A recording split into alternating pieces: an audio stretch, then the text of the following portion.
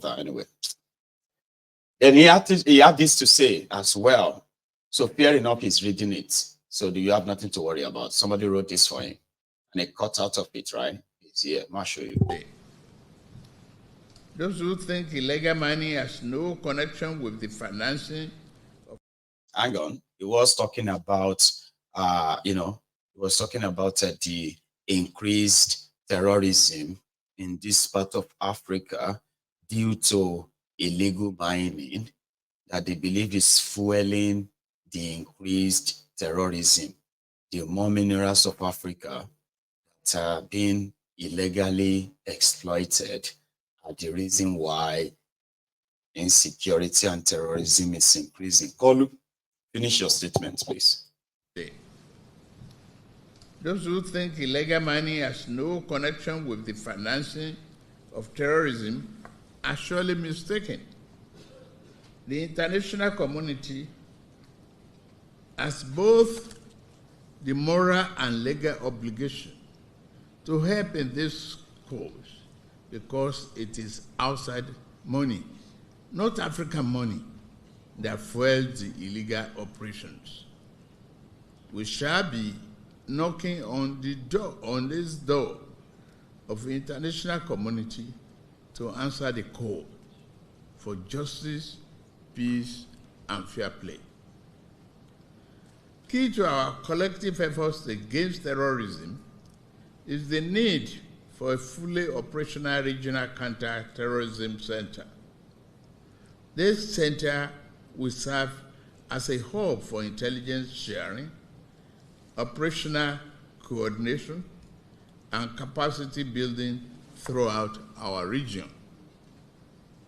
Additionally, we must strengthen existing counter-terrorism structures, such as the Regional Intelligence Fusion Unit, RIFU, Abuja, the African Center for Study and Research on Terrorism, and in Algiers, and the Committee of Intelligence and Security Services of Africa in Addis Ababa.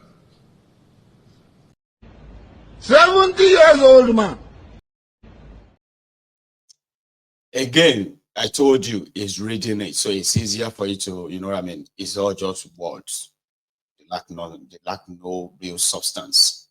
So, but what Kolu was trying to point out there is that the Western world is funding illegal mining in Africa, fueling terrorism in the process. That's what he's saying. And he said, for justice, they will come and knock at their door to come and beg for money. Because that's what they say, we have to come and beg you for money so that we can fix the problem caused by the insecurity. And to him, it's just like word salads. You get that now? But yeah, that happened in Abuja. The other one that is happening in the other part of the contraption is was happening in Kaduna, and it is their nightmare. Obi, the man that many Ronukus, Agbadorians, the Abobakus left, right, and center have sworn that as long as he is not the president of the contraption, their life fulfillment is complete. And it is the guy that gets everyone talking all the time. And it doesn't really matter what you are saying about, what you are talking about him. You are likely just going to find yourself either right by his activity, or you are pissed off. This guy is just attention seeker, Joe. This guy is just like, it does get everyone talking. The other guy who has been running mad about him is what's this guy's name? Renu Mokri. He was on a program And I think that was yesterday with Shiu. Another program with Shiu Okimbaloye. Omokri, Reno was all about to be this, to be that as well. So yeah, I've got something for you about Obi now. Because last time he started what they kind of consider as an affront on the failed terrorist leaders of northern Nigeria, who always kind of, portray this false narrative, this false belief we were born to. And whatever we tell our people is what they will do. Sorry, give me a sec.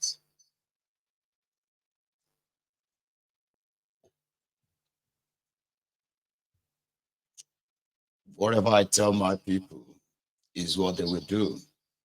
And that's the mentality of these northern criminals. Water, borehole, riled them so much that it brought out all the falsehood you have been told. Northern Nigeria is the most developed.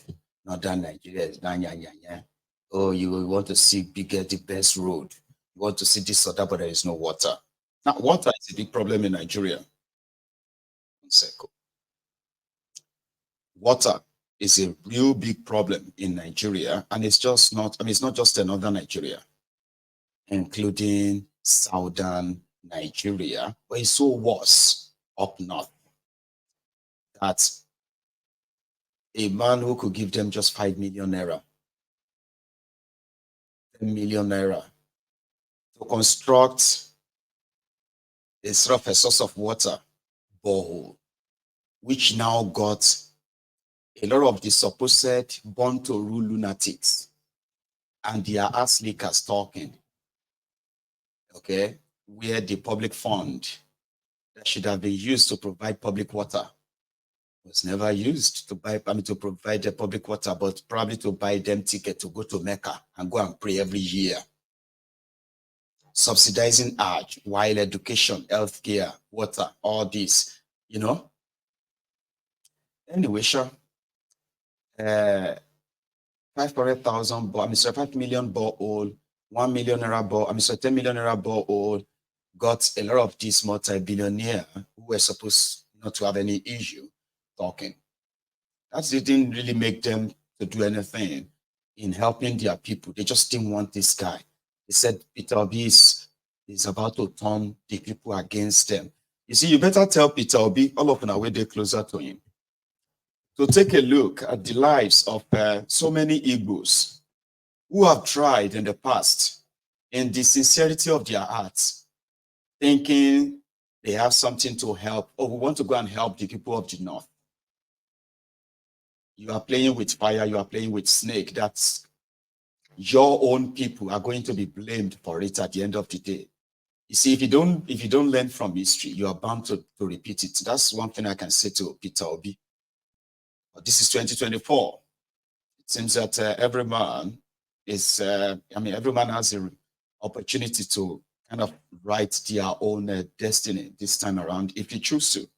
And this is how he chose to write his. So it's always been like giving them money up north to support this, support that, and all of that. But now that he ran for president, to be president of Nigeria, just that kind of now make it an issue that they have to read meaning to whatever he does now. Okay. So, and since they are reacting, raging, angry, or whatever, it doesn't matter. It seems to be very comfortable doing it. And if you pay attention very well, though, you will realize that, I don't know if it's just me, Sha, but the Northerners who have somehow have been looking for a chance to break away from this feudalist mentality, the Rankadede kind of. Some of them have decided to come behind Peter Obi, and there are those who are taking him to some of the core areas in northern Nigeria. For some reason, right? Even like whatever he's doing, there seems to be those who are like, do this, do this, do this, do that, do that, do this, and all of that. And everything it does actually really gets these people talking angry and mad. I would have said I love it. I don't know if I love it or not. Let me show you this. It was in Kaduna where it was reported that he disbursed over 30 million naira to different groups as a means of support based on their needs. Yeah. Ya yi kokari ya kawo wuta. Ya kawo wuta. Kun ji daɗi na kun ga shi yau?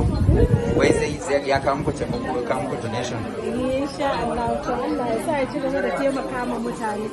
Kin ce ban ji ba? Na ce Allah ya sa ya ci gaba da taimaka wa mutane jama'a. Ke ba? Allah ba shi karfin kula da mutane. Ana musu da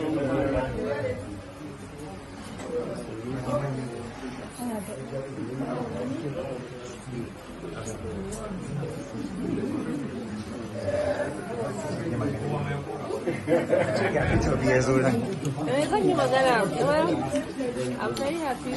At least I'm seeing him for the first time here. I wish him all the best.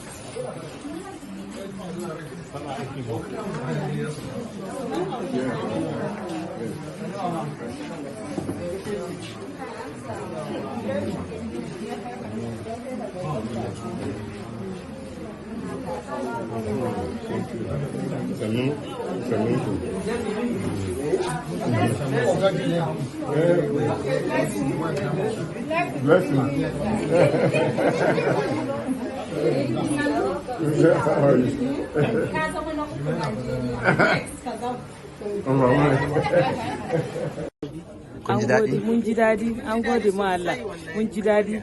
Allah ya ba shi abu da ma muna ganin shi a TV zahiri mun ganin shi. Allah kuma ya ba shi abin da yake nema. Allah ya kai shi lafiya. Gashi yanzu ya zo wai zai ban ku donation kuma yana zuwa ward da ward. Ina gan kowa da kowa. Wala mun ji daɗi. Wala muna jin daɗi. Allah ya kare kare shi. Allah ya kare shi. Allah ya ba shi abin da yake nema. Bankasa ya ƙara ɗaukaka shi. Insha Allah. Wanda suna karkashin shi Ubangiji Allah ya ɗaukaka su. Allah ya tsare, Allah ya kiyaye. Allah ya kai kowa gida lafiya. Mun gode sosai. Allah ya saka da alkhairi. Yawa. To ya zo kuma zai kawo muku donation ya zo wadda ganku. What do you have to say today that is here? Gaskiya a ranar yau din nan rana ce da muka yi murna da shigowar shi saboda mu taba expecting za mu samu babban bako irin wannan ya shigo mana ba gashi duk patient suna jin daɗi da ganin shi amma ya ɗauki wani yaron nan Allah ba shi lafiya saboda hadin da ya ɗauke shi a cikin wannan hospital Form 1 hospital. Okay. Federation of Muslim Women in Nigeria. Okay. Yawa sannu.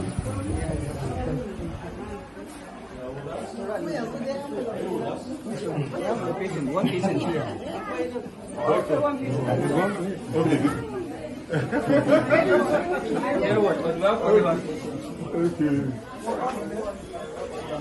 Mr. Peter B is here going around the world at the Federation of Muslim Women Hospital right here in Kaduna, and they're quite very excited to see him, like you heard from one of the matron.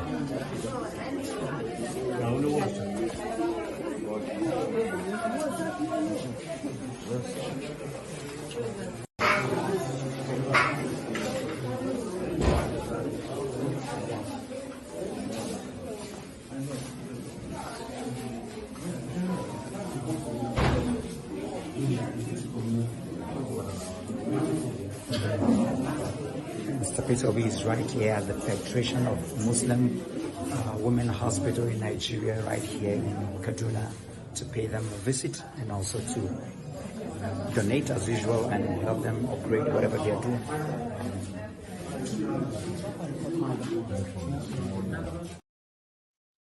Federal Muslim Women Hospital.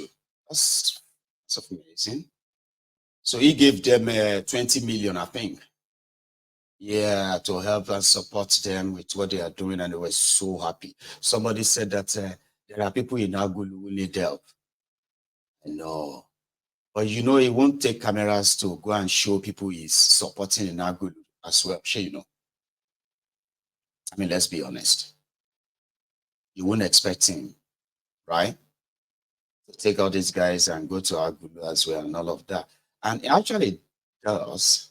Because I know him donating to schools, hospitals, school of midwifery, where they are training nurses in the eastern Nigeria. I have seen him donated money to them on so many occasions. I have seen him giving money to schools to renovate or provide water, provide something that they actually needed during the time of his visits. But I get your point. He should take the money to Agulu and help people there. How is he going to be president then? Guy want to be president. Okay, maybe he is not desperate to be president, he said it, okay? And he knows that there is no amount of his 10 million, 20 million that will actually change the lives of anybody. He can only impact that way. And somehow they said he felt like he could trigger the criminal politicians who have abandoned their people. When they see things like this, they will be forced to want to probably outdo him. And in the process, the people will be the beneficiary. So whatever this is, right? I think it is working. When I say working, I mean when it gets people kind of uncomfortable, especially people that believes that they are immovable or they are, untouchable, kind of like that. I like it. I do. I think he also sat in the hall where he made a formal announcement of his donation too, where he also met a young boy, and I think he adopted the boy or probably took over the care for the boy. Something nice, shy in a way, could get them talking. Peter. أرحم الراحمين يا رب العالمين إن ربك يعلم أنك تقوم أدنى من سدسي الليل ونصفه وسدسه وطائفة من الذين معك والله يقدر الليل والنهار إن علمتم السوء فتاب عليكم وقرأوا ما تيسر من القرآن علم أن سيكون منكم مرضى وآخرون يضربون في الأرض يبتغون من فضل الله وآخرون يقاتلون في سبيل الله وقرأوا ما تيسر منه وأقيموا الصلاة وآتوا الزكاة وما تقدموا لأنفسكم من خير تجدوه عند الله وخيرا وأعظم أجرا واستغفروا الله إن الله غفور رحيم.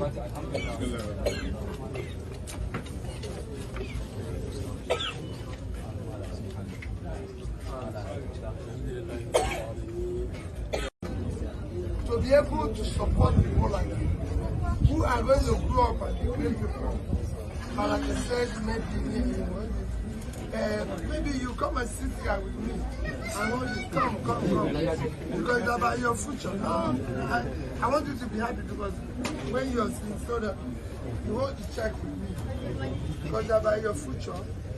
So what I'm going to do is that I'm going to contribute the sum of 10 million naira to support.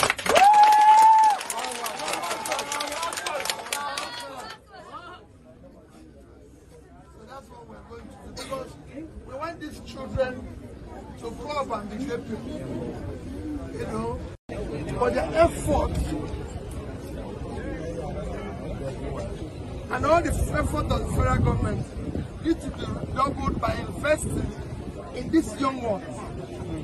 Because the more we invest in them and they have educational skills, the more we fight the future problems. Then to invest in areas.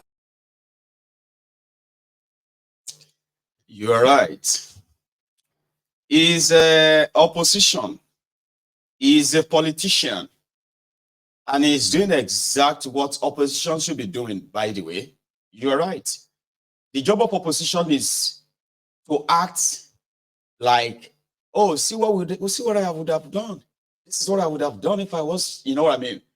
To make those in government possibly see the potential of them losing that power to this person that is now becoming, you know what I mean? Like, it's all politics too. Don't take that away. I won't even take that away from the old charts. But that's some good gesture there. I mean, I am saying somebody who genuinely went to go and see a scholar. You know, in the northern Nigeria, they have this Almajiri system. Almajiri sin is called. Almajiri sin is not Islamic. Almajiri sin is not Hausa tradition or what have you.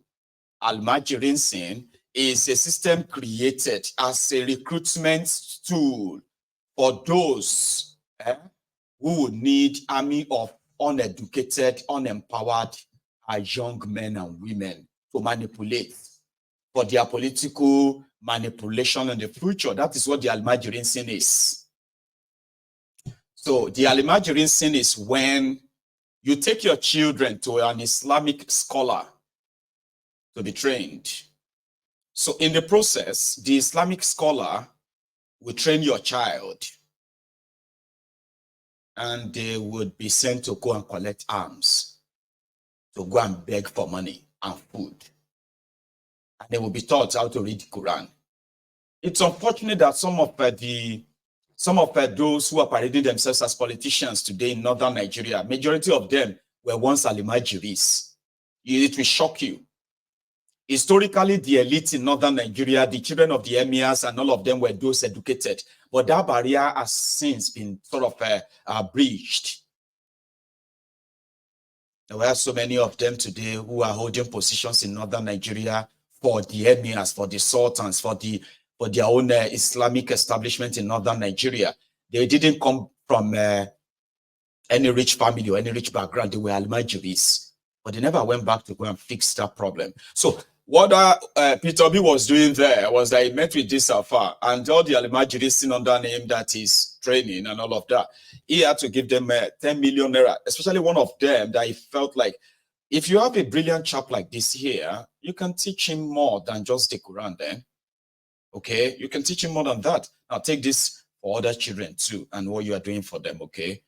But we would love the government to actually come and invest in this because it's only government that has the proper money to help more people.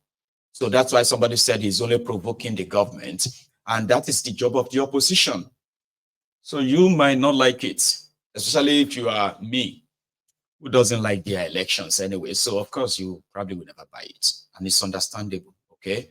Or you see those who see somehow believe that they could change this Nigeria to a better one that would then serve the interest of everyone. They are convinced, and very, very much convinced. I mean it. This is the right thing to do. Provoke them to react and all that. Not bad. And the guy used to be the darling, by the way. He used to be the darling of Reno Mokri. I have this clip. I know some of you have seen it, right? This was Reno. When Reno was still pretty much like, should I say sincere or honest with himself? Because the man will not give shishi couldn't possibly have paid him to say this, could he? As far as I'm concerned, I would prefer to have the best president, the best president of Nigerian origin. And if you ask me, if you're going to ask me who do I think will make the best president, I would say, and it's going to upset a lot of people, but I would say Peter Obi. Peter Obi will be an absolutely fabulous president. If Peter Obi were president of Nigeria, Nigeria would be like Dubai in a matter of years. I just want to tell you, I'm with my friend here, Governor Peter Obi.